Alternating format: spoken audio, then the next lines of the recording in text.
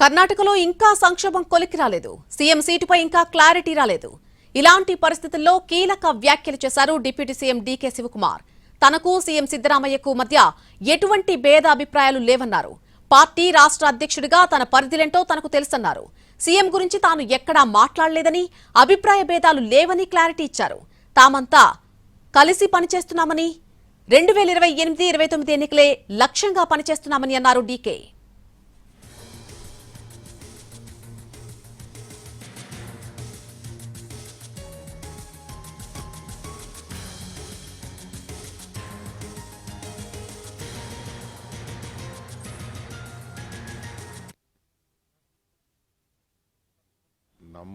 ನನ್ನಲ್ಲಿ ಸಿದ್ದರಾಮಯ್ಯನಲ್ಲಿ ಯಾವತ್ತೂ ನಮಗೆ ಭಿನ್ನಾಭಿಪ್ರಾಯ ಇಲ್ಲ.